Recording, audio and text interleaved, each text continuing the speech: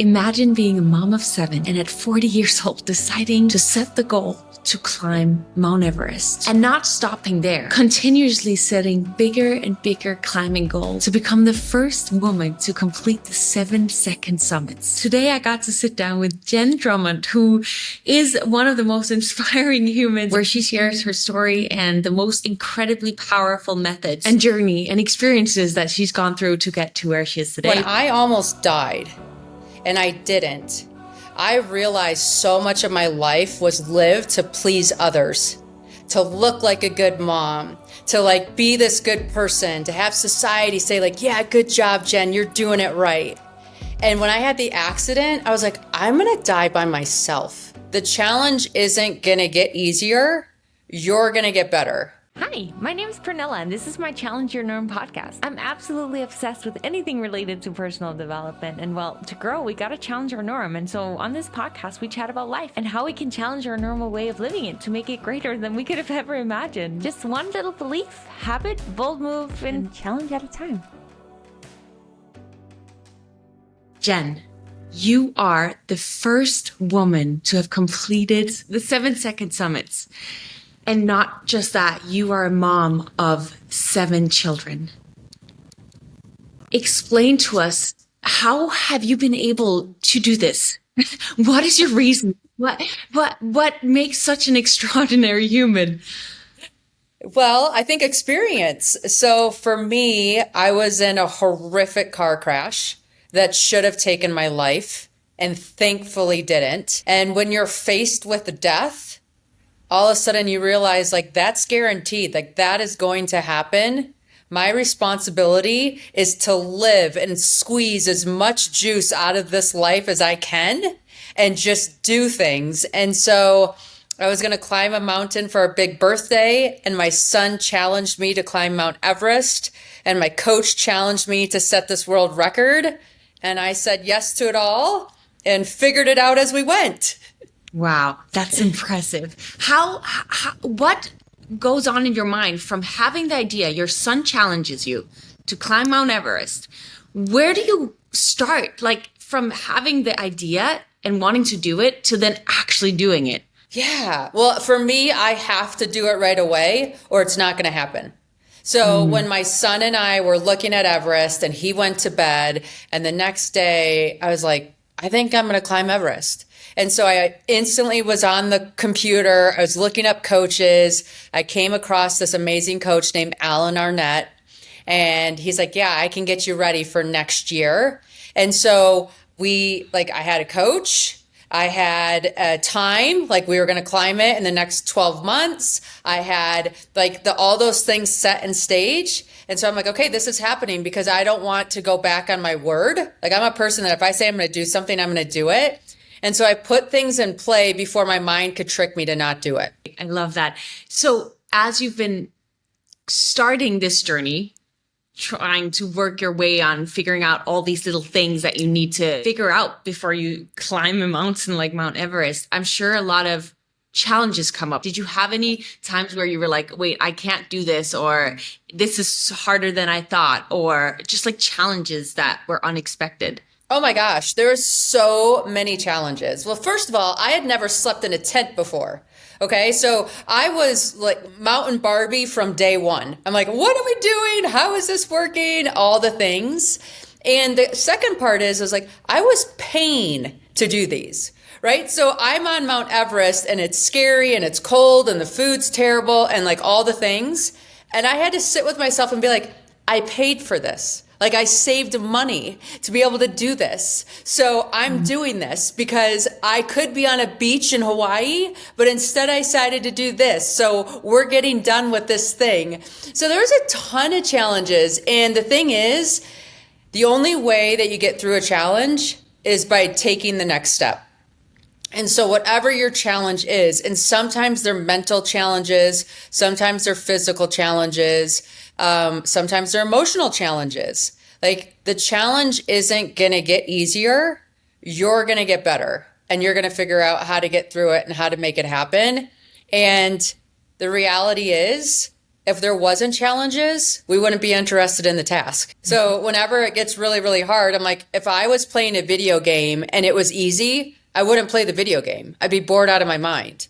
And so in my life right now, this challenge is keeping me engaged and teaching me something, because if my life was boring, I'd make a mess and create a challenge. I'm sure of it.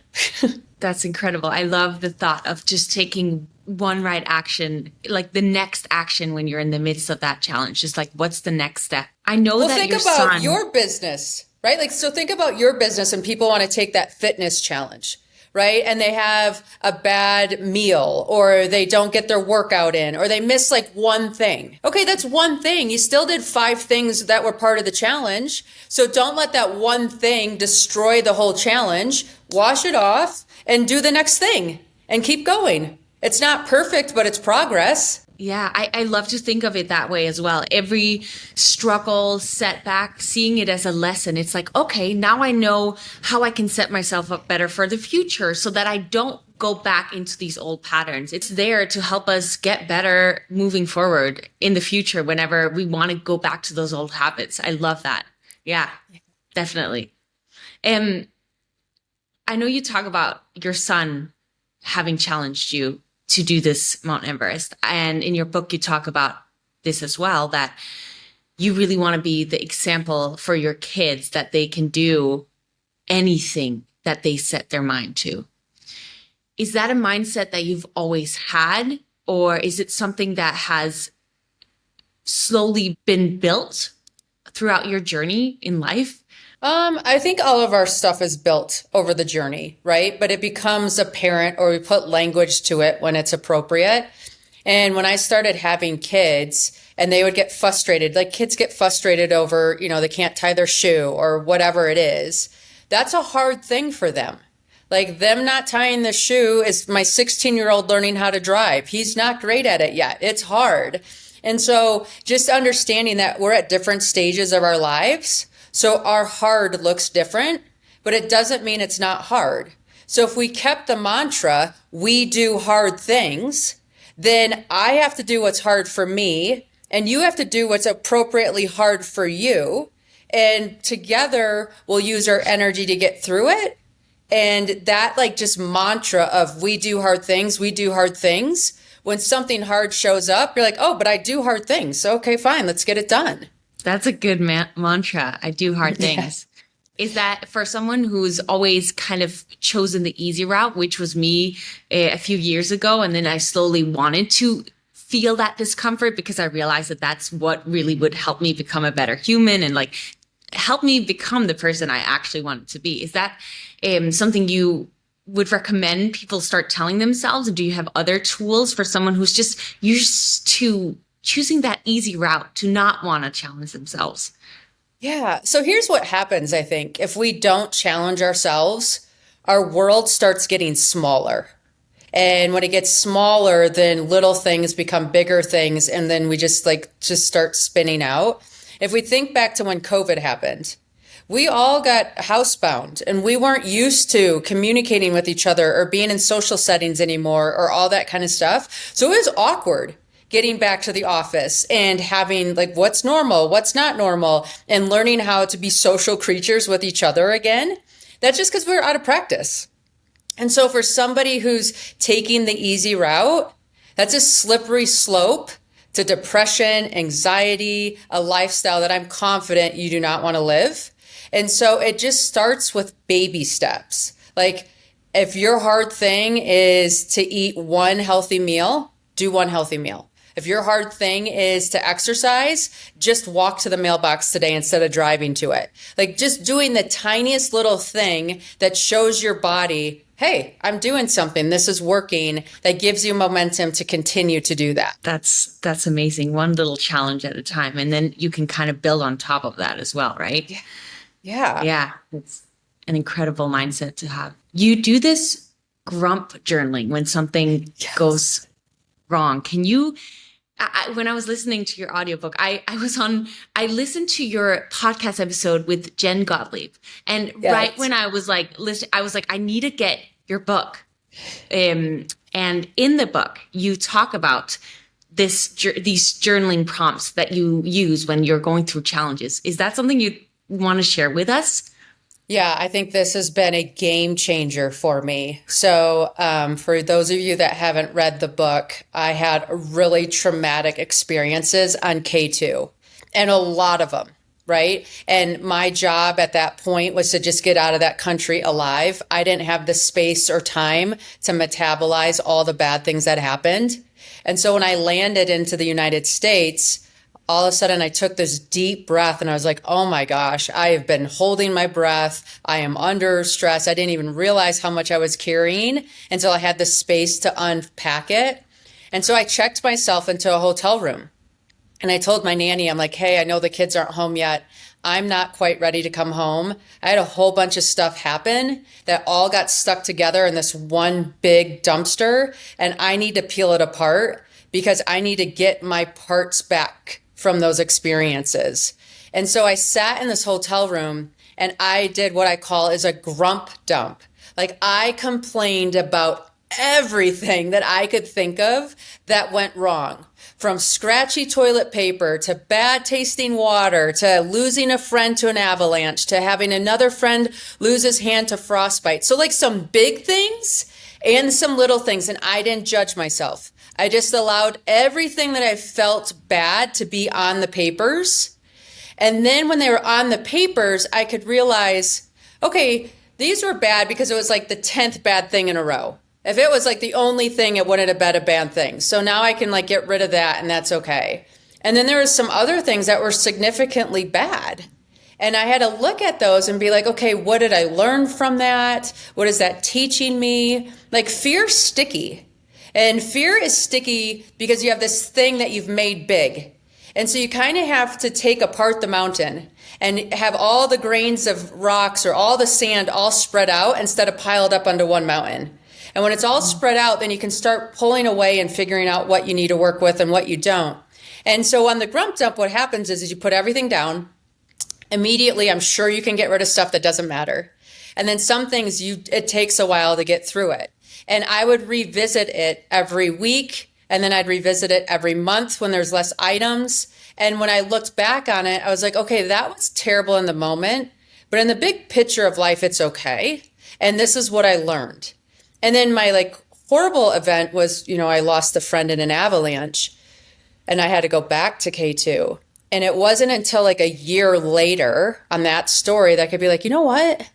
The guy that passed away in an avalanche was 68 years old, single, married to the mountains. Like it was his dream to just climb and climb and climb. And he died on one of the deadliest mountains in the world. That's actually kind of an honorable death to be doing what you love and dying versus maybe what it could have been. Like my grandma who's in a rest home, like that isn't even aware of what's going on. Right. And so I thought, okay, I guess that's one way he gets to die. And that's not as terrible as it was. So some things in your grump dump are going to take a while for you to be able to process.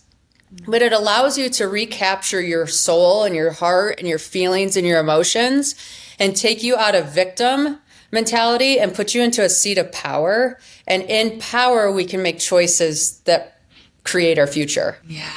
Oh, that's beautiful. I am sure a lot of people listening are in awe of the fact that you have so much going on in your life. You have 7 kids and you have these massive dreams and things you want to accomplish. And at the same time, you take the time to work through these inner challenges, right?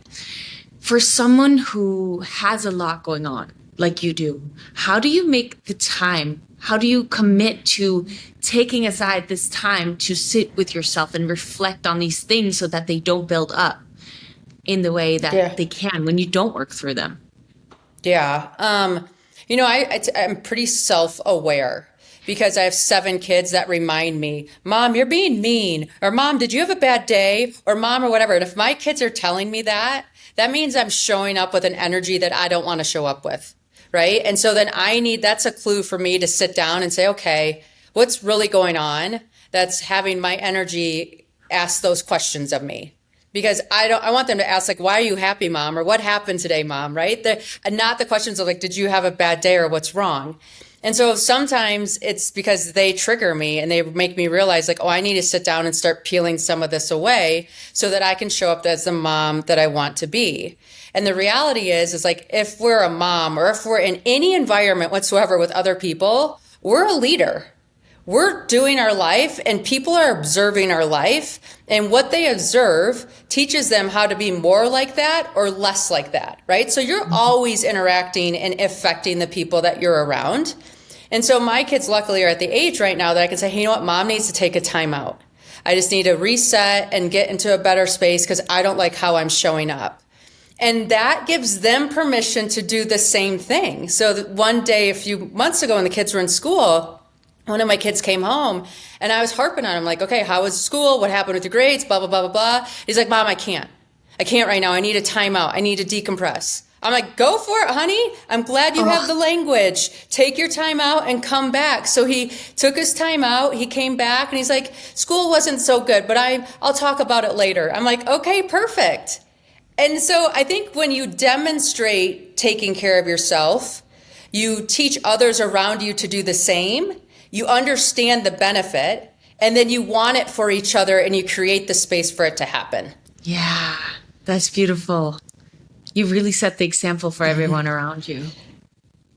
I'm curious, for someone who right now is like, this is incredible. She has been able to accomplish these incredible things in her life and also be a mom and just set the example in this way. I want to set a massive goal. I want to do something wild, crazy, but I don't know what that could be. I know you talk about this in your book, Breakproof, which everyone needs to grab and read because it's so inspiring. But what would you say to that person to kind of get curious to set some big goal for themselves? Yeah.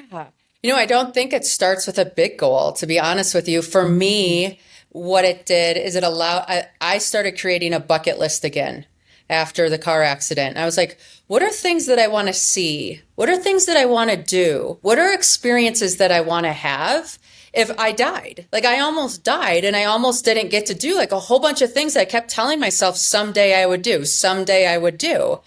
And so I started making this list. And in the beginning, I didn't even know what to put on it. I felt like stupid. I'm like, I want to go out to dinner. Okay. Like that's where it started because I'm like, I haven't gone out to dinner in a while. I just make food at home for the kids because it's easy. I couldn't even tell you what my favorite restaurant was in town, or I like just silly little things. So you start with that. Like, I want to go out to dinner, or I want to go down to the city to see a basketball game. Or, you know what? Now that I'm at this dinner, I actually like pasta. I want to go to an Italian restaurant in town. You know what? I love this Italian restaurant. I wonder what pasta tastes like in Italy. Like, I'm going to put that on my list. And whether it happens or not, it starts training your brain to think bigger.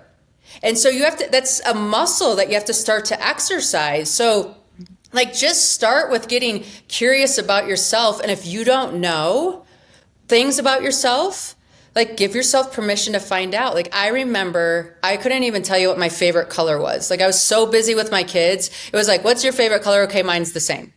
And I'm like, no, I should have a favorite color, darn it. So I bought a pack of markers and I started journaling with them. I'm like, oh, I don't like red because it feels like I'm always wrong. I don't like green because it feels like I have to go fast. And I'm like, I like purple. Purple is like this mix of like a whole bunch of fun and it's playful. And when you write in it, you can see it. If you write in yellow, you can't see the colors that you wrote. And like, you just allow yourself to be silly and goofy. And that like expands and expands and expands. And then who knows where you're going to be. I can so relate to that. It's like the little curiosities. You never know what they lead to. And often it starts as like a small little voice, like you should try and go there tomorrow. But our natural instinct is going to be like, when tomorrow comes, it's like, no, I don't need to. But there's typically some gift waiting for us if we actually follow that instinct, that intuition that we need to go there, right? Yeah, it's the little things that add up. I love that. No, I do. And I did this book called The Artist Way during COVID. And it's a 12-week journaling prompt book that you can buy on Amazon. And then every week you have to do an artist date. And that's basically just taking yourself out on a date to learn about yourself. And they're like, this will be the hardest thing for you to do. And I remember being like, oh, how hard can it be? If you do not book that date into your calendar, that date is not happening. And some days I'd be like, I don't even know what to do. So one of the dates I did with myself is I literally drove down the highways of Hawaii, because we did COVID in Hawaii. And I had to convert, like, get all the windows down, everything down. And I sang at the top of my lungs every song that came on the radio for an hour.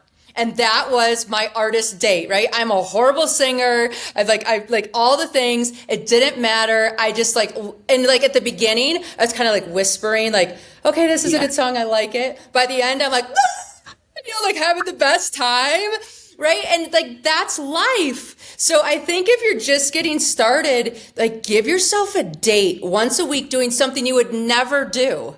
Right? Go to the comedy club, go sit at a library reading, go deliver flowers to a nursing home, do something crazy that you would never do. And I'm telling you, gifts will show up. That is so fun. I love that you went and sang in your car. And you get to experience yourself from a different angle, a different perspective. So you realize oh, I'm not just this little thing I've put in the box that I've put myself in. And then it expands and you're willing to do more and be more. And then it opens up to these bigger and bigger things that you want to try and do in your life. I love that so much. You also talk about how both, I guess, these small little experiences that you're putting yourself in and to experience, but also the bigger ones. It's like when you enter, you're a different human than when you have completed the challenge, whatever the challenge is. Yeah. Yeah. It's interesting. People will always say oh, if you fail, just start over again tomorrow. I don't think we ever start over again, because now we have the experience of today, right? So we're coming tomorrow as a different person. So you just pick up where you left off and you take the experience that you had, you integrate it into who you are, and you do better. And so it's not starting over, it's just starting again.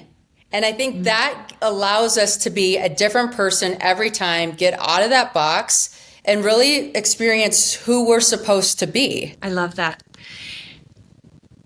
You were on a climb and one team member had a family obligation that they had committed to. In the midst of an experience like this, where you want to finish the climb and the person has made this commitment, which is very human and understandable, right? What makes you be able to make the right call in a situation like that, where you want one thing and the other person wants something else? Oh. What makes you do the right thing? Okay, well, I, on the outside, did the right thing. On the inside, I was cussing this person up and down and wanting them to fall into a crevasse and every negative possible emotion you could have. And I'm like, okay, when I look, I had to fast forward to future Jen and be in 5 years from now, what do I want to remember about this circumstance? Do I want to remember that I made somebody compromise their promises for me? Or do I want to be somebody that maybe didn't agree with the decision, but honored somebody for who they wanted to show up and gave that human respect? And so my future version said, Jen, buckle up, behave, and honor this person's journey. And you can always come back and climb this mountain, right? It's this thing I call people over peaks. It's so easy to get our mind on these peaks that we have. And a peak is metaphorical. Our goals, our mission, our drive, or whatever. But if we hurt people in the way or on that path, then we miss the point of the peak. And so my mantra is always people over peaks, people over peaks. Was I happy about it? H-E double hockey stick, no. I was not happy about it. I was bratty on the inside. I was screaming behind my goggles. I was crying because I did it, all the things. But I allowed myself to feel that because that was my truth. but I allowed my rational mind to be like, listen, this is who we want to be known as, so this is how we handle this. Emotional body can cry, but rational body still needs to get the job done, and this is how we're going to do it. So I think I did it, but I didn't do it without like gritting my teeth. So when you're in the middle of this situation and your emotions are taking over, which I think we can all relate to, when someone does something that just is not okay with us in that moment, how do you get back to the rational mind? Like, how do you connect to the rational mind in that moment when all your emotions are just furious and going wild? Yeah. So for me in this circumstance on the mountain, which I think works in all circumstances, okay? Like I had to remove myself from the situation. So even though we're like in this little campsite thing, I am flooded. So I know like my body cannot respond. I'm only going to react, and my reaction is not going to be pretty. So I said like, I need to process this. I need out. And so I left, and like I screamed in my pillow and I punched my pillow, and like I did all like, so I was screaming, but no one knew because I was in my own little space. And I allowed myself to be as intensely mad as I could be. Okay, right? So I'm like, if you want to scream for 5 minutes straight, scream for 5 minutes straight. So I'm giving it everything I can for 5 minutes. Okay, I was exhausted at 3. I mean, I wish I had 5 minutes, but I was like, oh my God, this is getting tiring. I'm like, okay. So you have like, these emotions are real. You can't deny them. You can't swallow them. You can't pretend they're not there. They're there. So you need to be able to get yourself out of that situation and get them out of your body. Whether that's walking, talking, screaming in a pillow, like whatever that is, emotions need motion. So however you want to give them motion is what you need to do. And if you are intentional, like I'm going to be as mad as I can for 5 minutes, a lot of things you're going to have a hard time being as mad as you can for that full 5 minutes. It takes a lot of energy. Emotion needs motion. What a powerful reminder. And leaving the situation, leaving the people, because I think a lot of us has the want to just let it out on the people who are in our surroundings, but like leaving the situation and then letting it out. I love that. That's powerful. Well, and one of the things that I always view life as, and this might make me super woo-woo, is that the universe is giving me a lesson through that person. So that person's the messenger. It's not the person. It's the way the universe is going to teach me something about myself. So me unleashing on that person isn't really going to do anything because I believe it's deeper than that. And so for me, I'm like, okay, you triggered something in me and I want to squish you, but I know at the heart of hearts, it's not really you. It's the universe teaching me something. So I'm going to go over here and process like a crazy human. And when I can be nice, I'll come back. Yeah. It's such a powerful reminder when you know that any trigger that you experience has nothing to do with the other person. It is always work to be done within, and healing and self-love that needs to be deepened, because it's so easy to blame it on others. But actually, like every time in relationships or any encounter you have with any human in the world, just reminding yourself of the fact that this is about me and it's a learning lesson and it's here to help me grow. If we can remember that, there would never be any negative conflicts. It would be more like healing it and then having very mature discussions with the humans that are in our environment that are triggering those things. So thank you for sharing that. That's amazing. Yeah. Have you always been this confident? Because it takes an enormous amount of self-belief to do what you've done and also just show up in the way that you do. Yeah, I was like, again, the accident was a line in the sand for me. And I say that because any one of us at any time gets to draw the line in the sand. Okay, it can be your birthday, it can be Friday, today, like this is my line in the sand. I'm not going to act this way anymore. It could be the calendar year, whatever, a new moon, a full moon, whatever you want it to be, can be your line in the sand. And for me, when I almost died, and I didn't, I realized so much of my life was lived to please others, to look like a good mom, to like be this good person, to have society say like, yeah, good job, Jen, you're doing it right. And when I had the accident, I was like, I'm going to die by myself. Like I check out me and him or whoever you want to call universal guidance or whatever it is for you. It's us. It's not my mom doesn't get to say anything. My kids don't get to vote, anything like that. It is me and the creator, the life energy force. And when I had that realization, I realized like, hey, guess what? If your opinion is your opinion, it's not my business. And you're allowed to do your life the way you want to. And guess what? When I die, you're probably going to die pretty close in age to me, right? Like maybe within 50 years or something of my death. Why would I want your judgment to prevent me from living my life? We're like on the same path. We're in the same thing. And if we think about it and we look back on history and we go back like 3 generations, we don't know that many people, right? Like it's not like we have like libraries of these famous people. And the reality is in 3 generations, I'm extinct. No one even knows. No one cares. And so that when you have that freedom to be like, I'm here, I'm checking in right there. You're allowed your opinions. It's not going to make sense because guess what? Prior to me having this accident, it didn't make sense to me either. But now that I know that everybody's entitled to look at things from their own point of view, only I get to choose how I live because only I have my experiences to show up with. No one else does. And once you really own that thing, you realize we're all going to die. We're all like here trying to figure it out together. No one has a cheat code that somebody else doesn't have. And so you're just doing your best. And it gives you a confidence because you care less about what other people say. And when you let that go, it's a freedom that you can't buy. Powerful.